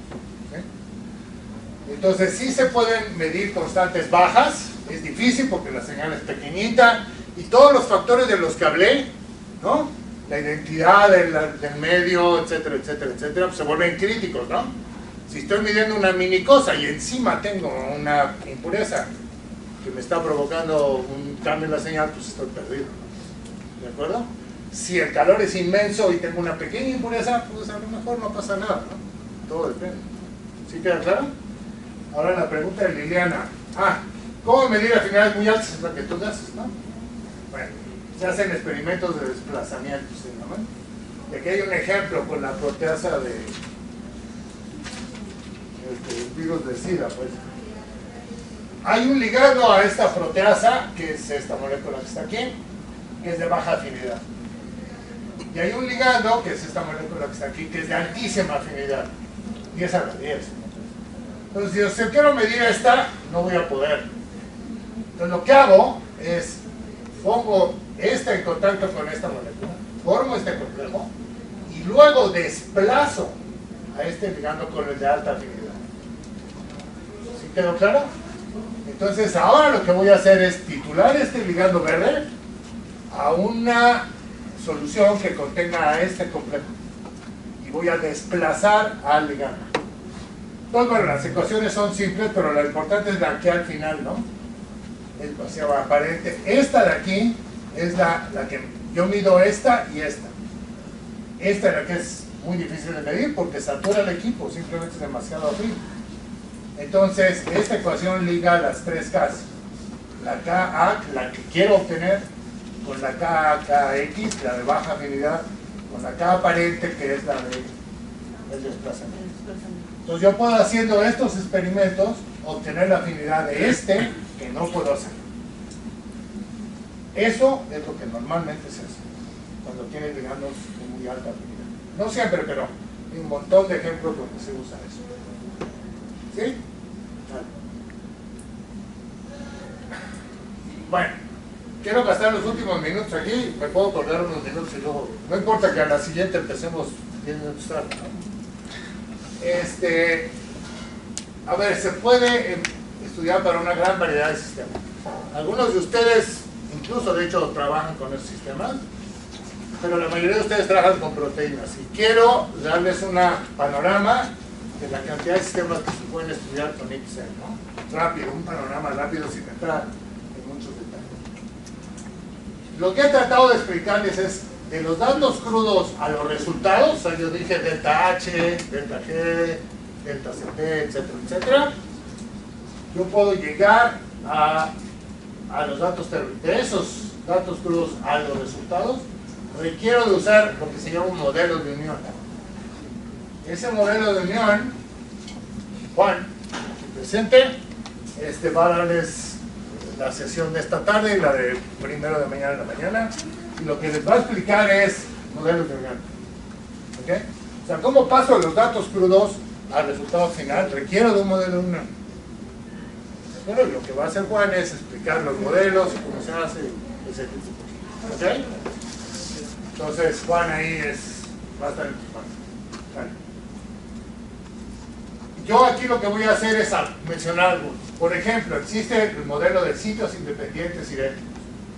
Por ejemplo, 1 a 1. Sitios independientes diferentes. Sitios, pensemos en una macromolécula y que tiene más de un sitio dentro. ¿Okay? O sitios de unión secuenciales. Entonces, por ejemplo, en el rojo, el primero, algunos ejemplos, esas son las ecuaciones que uno ajusta. En estas ecuaciones están involucradas la constante afinidad, la concentración de la macromolécula, la concentración del ligando para cada titulación I. I es las titulaciones, la 1, la 2, la 3, etc.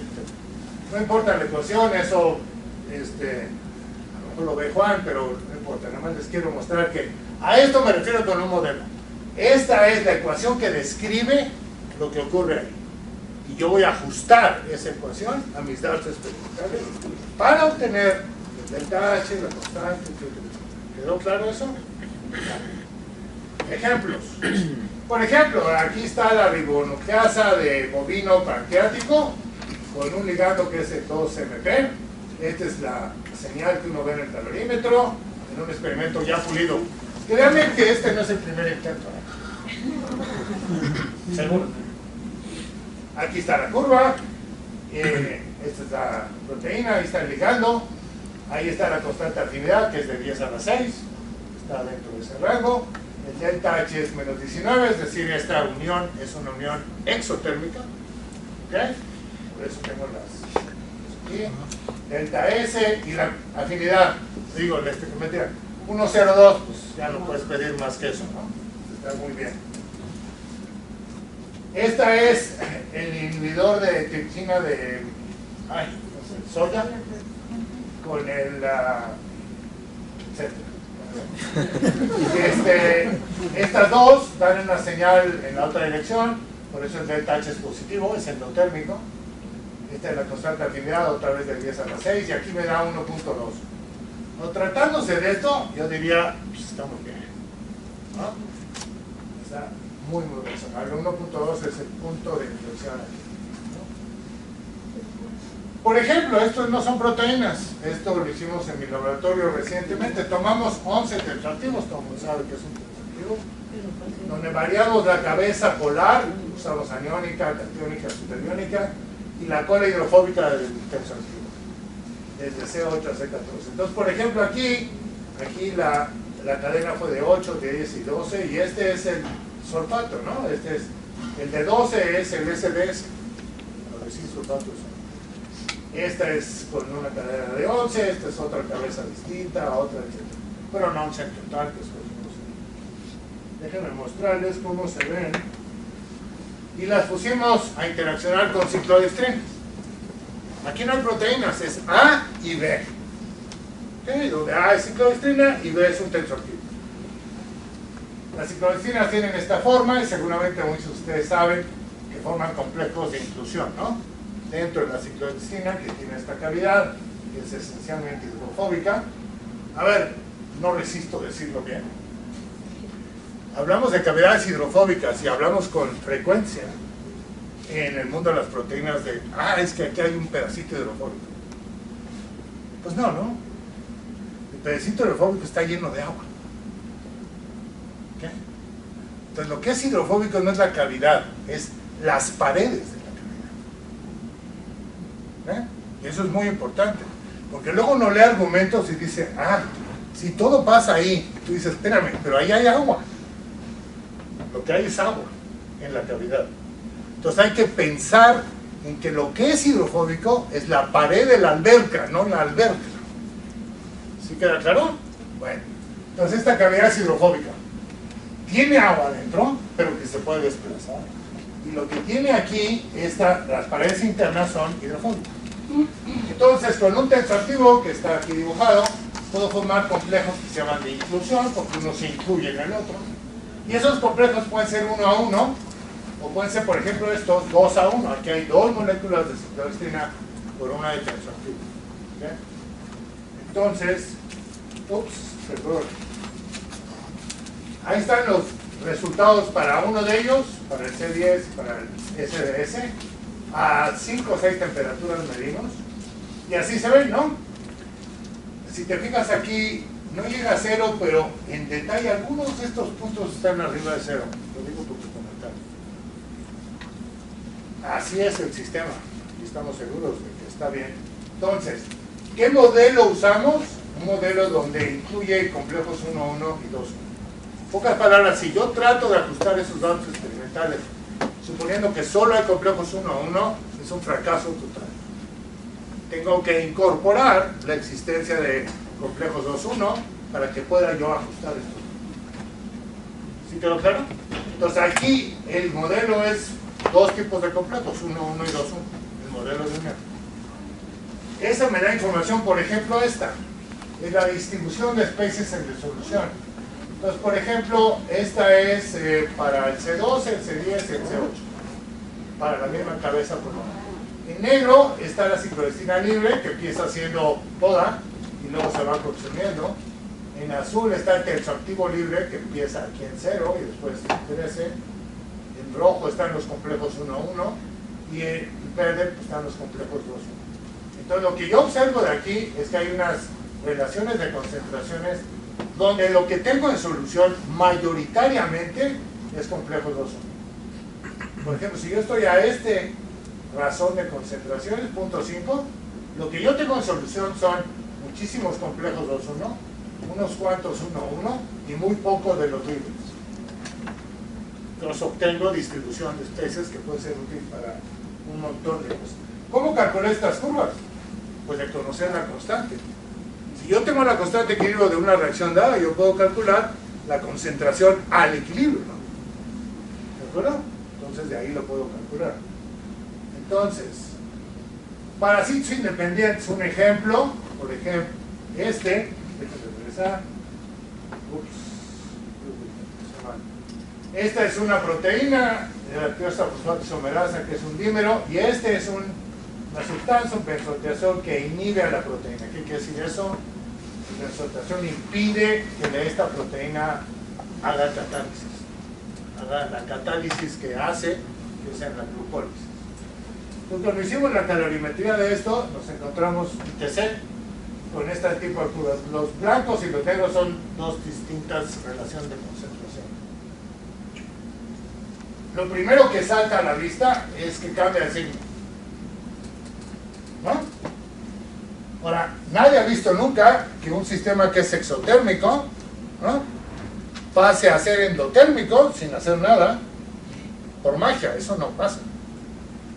Tengo que hacer algo para que eso ocurra. ¿Y qué es lo que puede hacer esto? Pues que hay otro sitio.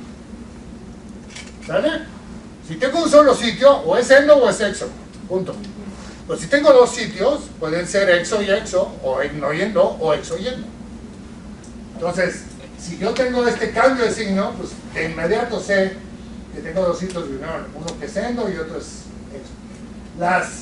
Como ven, aquí los puntos están bastante dispersos, porque si se fijan aquí en la escala es una cantidad muy pequeñita de energía, costó un montón de trabajo hacer estos experimentos.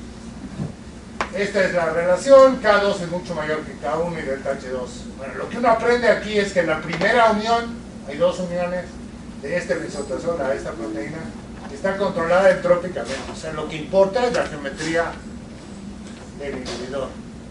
Pero la segunda unión está controlada entálpicamente. Entonces lo que importa ahí son los grupos químicos del inhibidor y los aminoácidos con los cuales está en contacto. Y esto sirve para diseñar mejores inhibidores, ¿no? Necesito tal geometría, necesito tales grupos químicos, por ejemplo, este azufre aquí y este nitrógeno son cruciales, porque hicimos experimentos con esta misma molécula, pero que en lugar de nitrógeno no hay nitrógeno, carbono. ¿Y qué creen?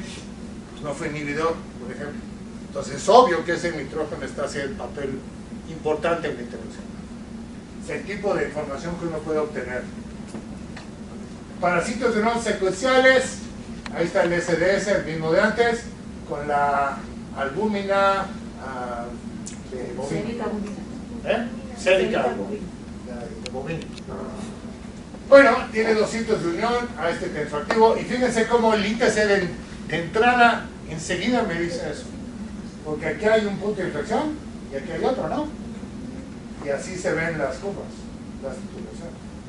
Estas son a distintas temperaturas. Entonces, ahí, dos puntos de inflexión, que hace que hay dos sitios de unión. Y el modelo que la ajusta es el modelo el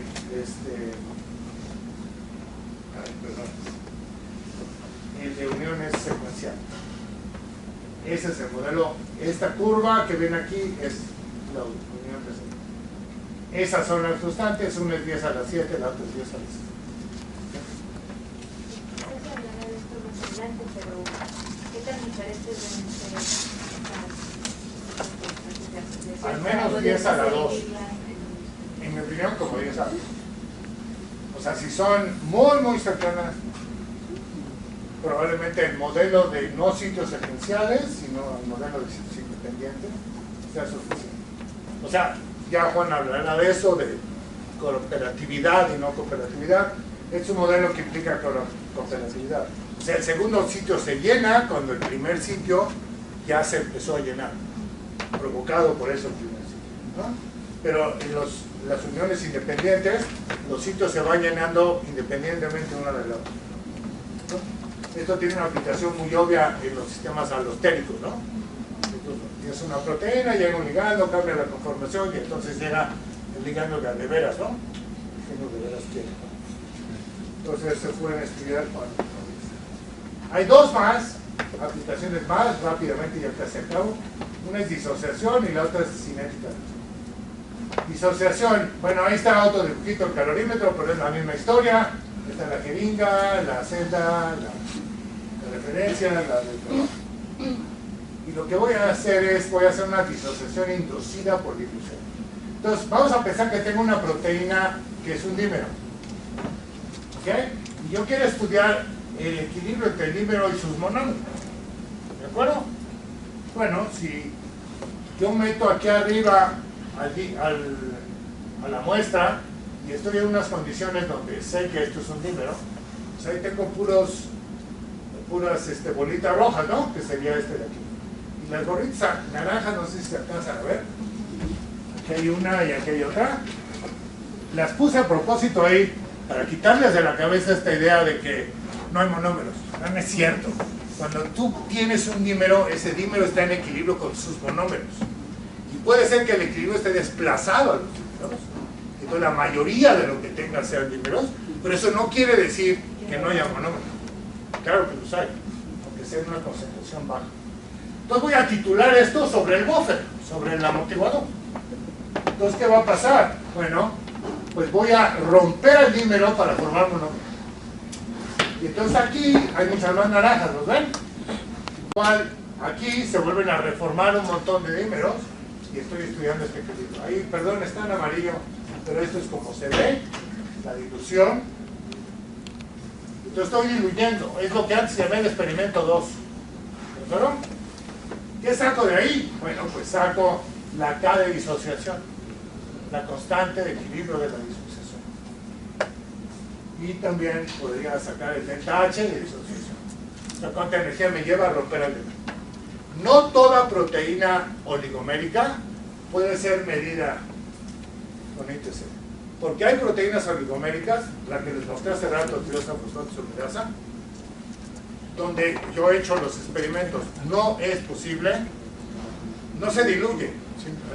Sí se diluye, pero no se disocia. En el rango de concentraciones donde puedo medir. O sea, es tan fuerte la unión proteína-proteína, que no es covalente, es fuerzas de Watts, etcétera, etcétera, que no se disocia en esa concentración. De hecho, por otros experimentos sabemos que anda por nanomolar, más o menos. O sea, tengo que diluir a nanomolar para que se disocie. A ver, aquí, pequeño tantito de termodinámica, hermano, se fue. Yo tengo un dímero y lo voy a diluir. La segunda ley de la termodinámica me dice que voy a terminar disociando al dímero. Si diluyo y diluyo y diluyo y diluyo, seguro. O la segunda ley está mal, o algo mal. Voy a terminar con monómeros. El problema es que puede ser que esa concentración sea tan baja que no sea detectable. ¿De acuerdo? Entonces no es cierto que los dímeros, no, este es muy fuerte, nunca se rompe. No es cierto, claro que se rompe. Lo que pasa es que no has llegado a la dilución correcta. Y si llegas, a lo mejor no la puedes medir, pero de que se rompe, créanme, se rompe. ¿Ok? A veces se puede medir. A veces. Para que no piensen que el mundo son puros dímeros, bueno, aquí está el dímero de la quimotripsina, ahí está la curva que uno obtiene, aquí están los datos, y ahí se puede obtener una constante de disociación que es 53 micromolar, bastante baja, muy sensible, y el delta H es positivo, así. Pero también lo puedo hacer, bueno, puedo diluir micelas. ¿Qué tal si en la jeringa pongo micelas y las diluyo? Pues si diluyo, en lugar de ver el proceso tradicional de la formación de micelas, voy a ver el contrario, ¿no? La disociación de micelas.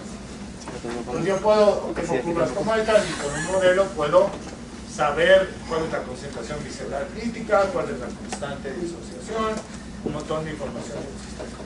¿Sí? Pero el mundo no son nada más nivel. Bueno, sí. Entonces quité una.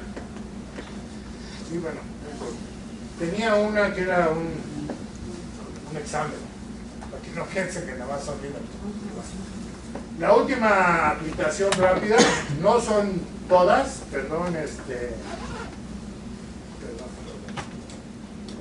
inhibición de cinética. A ver, aquí voy a cometer una herejía que ha hecho mucha gente ya, que es, voy a hacer una reacción química en el calorímetro. Eso no es ninguna herejía. Pero pues un calorímetro mide calor, ¿no? Se supone. Y en la termodinámica, el tiempo no es una variable, porque estamos en equilibrio. No queremos. ¿Va? ¿Todo el mundo sigue eso? Ya, el tiempo entra como variable cuando estoy en el mundo de la cinética. Entonces esto de, voy a medir cinéticas con una medición al equilibrio, ¿Estás loco? ¿Sí me explicó? Esa es la herejía. Bueno, sí se puede. Ahí está el calorímetro de siempre, en otro dibujito distinto para que no se aburran del mismo dibujito. Ahí está el sustrato, ahí está la enzima. Ahora no es un ligando, es el sustrato.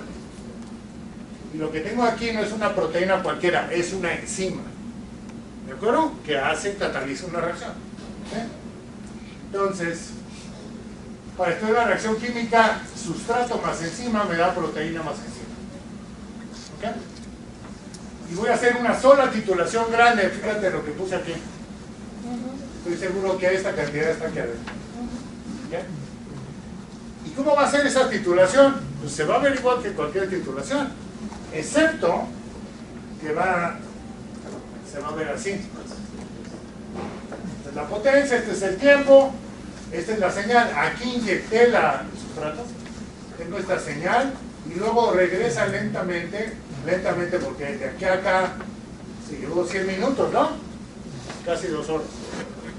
¿Qué es lo que está pasando aquí? Fíjense que sí regresa a la misma línea base. ¿Qué está pasando? Bueno, el área de esto, en lugar de ser el calor de unión, es el calor de reacción. Porque lo que está ocurriendo en la celda es una reacción. ¿Por qué regresa a la línea base aquí? Pues porque ya se acabó el sustrato. ¿Ok? Entonces una cierta cantidad de sustrato, la enzima hizo la reacción y termina por consumir todo el sustrato. Entonces el tamaño de este tiempo pues depende de qué tan eficiente sea la enzima, ¿no? Pues es muy rápida o muy lenta. Todo depende. Bueno, esta curva ya les expliqué antes que era de Q en dt, ¿no? Entonces esta curva, ¿para qué quiere decir hacer cinética? Hacer cinética quiere decir seguir la desaparición del reactivo o la aparición del producto. ¿Estamos? La desaparición o la aparición del reactivo del producto con respecto al tiempo, eso es hacer cinética. Eso se llama la rapidez de reacción. ¿Ok? Entonces, el punto es que esta curva está relacionada con la aparición del producto o la desaparición del reactivo, que es el sustrato. Este piquito que ven aquí, la dilución del sustrato. El sustrato, cuando yo aviento los 50 microlitros, pues se diluye, ¿no? Y aquí no puedo hacer el segundo experimento, ¿no? ¿De acuerdo? Entonces, bueno, pero sabemos que esto es más o menos entre 0.5 y 1% del total del área es este pedacito. Entonces, lo ignoro. ¿Sale? Entonces, las ecuaciones que relacionan son estas. Esta ecuación es la velocidad de la reacción, está relacionada con la señal, con esta curva que está aquí. Y esta es la manera de calcular la cantidad de sustrato a distintos tiempos, empezando con un cierto. El punto aquí es que de esa curva y esas dos ecuaciones yo puedo obtener la típica curva de B cinética. Levanten la mano, por ejemplo, aquí, ¿quiénes han hecho alguna cinética? Un montón de ustedes, ¿no? Lo que hacen es medir velocidad contra concentración de sustrato, ¿no? Y normalmente lo hacen con V visible, ¿correcto? ¿O me equivoco? Ok. Y cuando son muy buenos y son muy chambeadores, obtienen como 5 o 6 puntos ahí.